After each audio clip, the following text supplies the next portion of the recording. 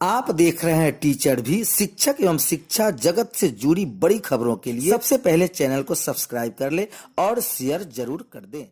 इस वक्त शिक्षकों के लिए सबसे बड़ी खबर आ रही है। मतदान कराने वाले कर्मी, शिक्षक हो या अन्य कर्मचारी, वो अगले दिन अवकाश को लेकर ऊहापोह की स्थिति बनी हुई है। वर्ष 2019 में मुख्य निर्वाचन अधिकारी गुजरात गांधीनगर के लोकसभा के आम चुनाव 2019 मतदान के अगले दिन सार्वजनिक अवकाश घोषित करने के संबंध में कहा गया था कि आपके पत्र क्रमांक ELC 10-19-1743 CHH दिनांक 6/4/2019 और आयोग के निर्देश का पत्र संख्या 576/11/94/JC दिनांक 15/11/1994 के संदर्भ में उद्धृत विषय पर मुझे यह कहने का निर्देश हुआ है कि आयोग मतदान के अगले दिन और पुनर्मतदान के अगले दिन यदि कोई हो, मतदान कर्मियों को ड्यूटी पर मानने के लिए सभी जिला निर्वाचन पदाधिकारी को निर्देश देने के आपके प्रस्ताव पर सहमत हो गया है और उन्हें अगले कार्यालय में उपस्थित रहने की आवश्यकता नहीं है। मतदान के दिन बाद के दिन कार्यालय मतदान के दिन उनके काफ़ी लंबे समय तक काम करने वाले घंटों को ध्यान में रखते हुए उन्हें सार्वजनिक अवकाश घोषित किया जाता है। जयदेव लाहिरी। अगली बड़ी खबर आ रही है शिक्षकों के लिए, जहां आज 16 मई से 30 जून तक होने वाले वर्ग संचालन सुबह 6 बजे से 1:30 बजे तक होनी है। इसके लिए नया समय सारणी निर्धारित हो गया है।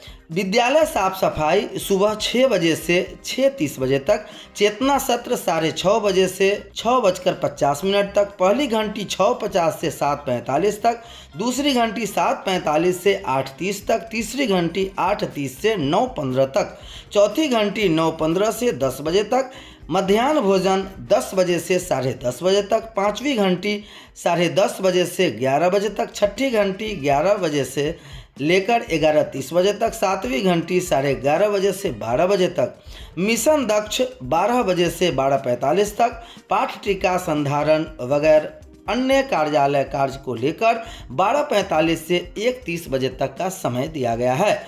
और इसी क्रम में VC जो चलाए जा रहे हैं वह प्रतिदिन के अनुसार से 12:30 से 1:30 बजे तक VC का संचालन किया जाएगा। आपको बता दें कि सूबे के सभी 80,000 सरकारी स्कूल आज से 6 से 12 बजे तक संचालित होने लगे हैं। राज्य के सभी 80,000 सरकारी स्कूल गुरुवार से सवेरे 6 बजे से 12 बजे तक चलेगी। हालांकि शिक्षक कर्मी अपराह्न 1:30 बजे स्कूल छोड़ेंगे। एक माह तक चली गर्मी की छुट्टी के बाद अब सूबे के सभी सरकारी स्कूल गुरुवार को खुले रहेंगे। शिक्षा विभाग के आदेश के मुताबिक 30 जून तक स्कूलों में शैक्षणिक कार्य सवेरे 6 बजे से 12 बजे तक संचालित होंगे। इसके बीच पूर्वाह्न 10 बजे से 10:30 बजे के बीच बच्चों को मध्याह्न भोजन कराया जाएगा। आदेश के मुताबिक 12 बजे मध्याह्न भोजन तक शैक्षणिक कार्य समाप्त होने के बाद मिशन के कमजोर बच्चों के लिए मिशन दक्ष के तर्ज पर विशेष कक्षाओं का संचालन करेंगे। इसके अतिरिक्त अन्य कार्य यथा गृह कार्य, कॉपी की जाँच, साप्ताहिक मूल्यांकन की कॉपियों की जाँच, मासिक मूल्यांकन की कॉपियों की जाँच एवं पाठ टीका का निर्माण करेंगे। शिक्षक कर्मी अपराह्न 1:30 बजे ही विद्यालय से प्रस्थान करेंगे। अगली खबर आ रही है सेवानिवृत्त कर्मियों को मिलेगा पुरानी पेंशन का लाभ। यह बड़ी खबर आ रही है। केंद्र सरकार में सेवारत कर्मचारियों के अलावा रिटायरमेंट कर्मियों को भी पुरानी पेंशन का फायदा देने की कवायद शुरू हुई है। इन्हें NPS छोड़ पुरानी पेंशन स्कीम में शामिल होने का अवसर दिया गया है।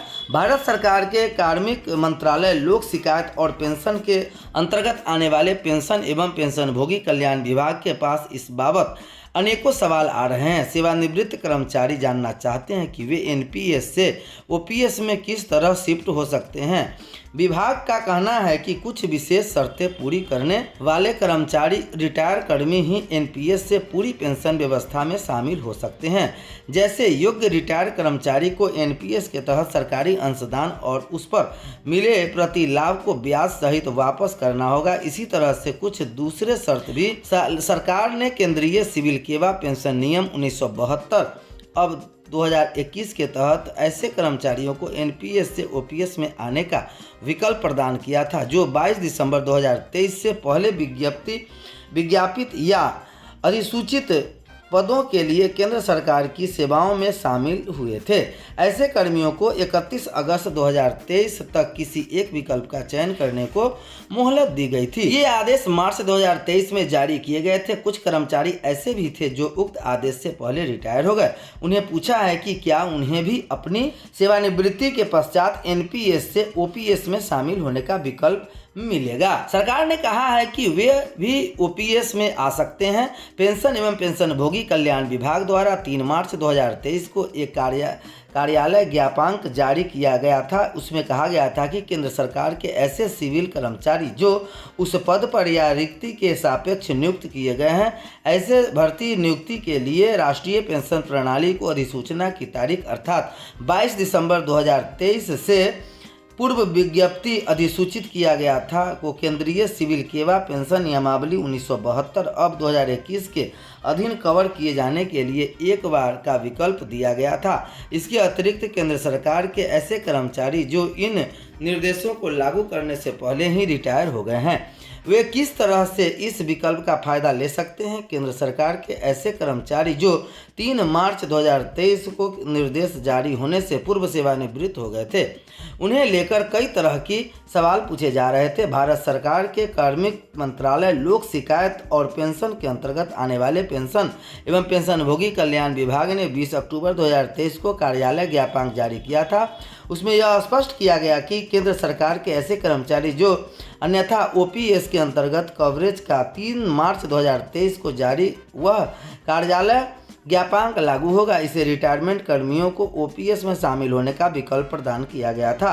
इस बात को दोबारा से स्पष्ट करने का आग्रह किया गया। विभाग का कहना है कि योग्य कर्मियों पर उपरोक्त कार्यालय ज्ञापांक लागू पर कोई प्रतिबंध नहीं है, चूंकि इस मामले में कर्मचारी पहले ही एनपीएस के अंतर्गत हित लाभ प्राप्त कर चुका है।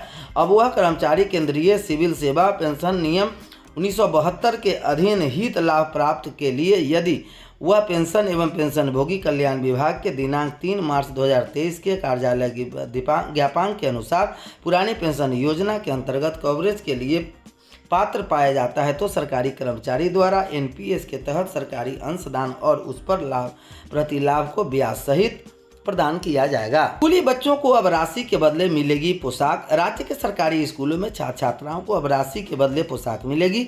2 जोड़ी पोशाक के साथ बच्चों को 1 जोड़ी जूते मोजे मिलेंगे, टाई मिलेगी। जाड़े में पहनने के लिए बच्चों को स्वेटर भी मिलेंगे। जूते कैनवास के होंगे। सरकारी स्कूलों में बच्चों को राशि के बदले पोशाक देने का फैसला शिक्षा विभाग ने लिया है। 1ली से 8वीं कक्षा के छात्रों को मिलने वाली 1 जोड़ी पोशाक में 1 हाफ शर्ट एवं 1 हाफ पैंट तथा 1 फुल शर्ट एवं 1 फुल पैंट होंगे। उसके छात्र गर्मी में छात्र हाफ पैंट और हाफ शर्ट तथा जाड़ा में फुल पैंट और फुल शर्ट पहन सकेंगे।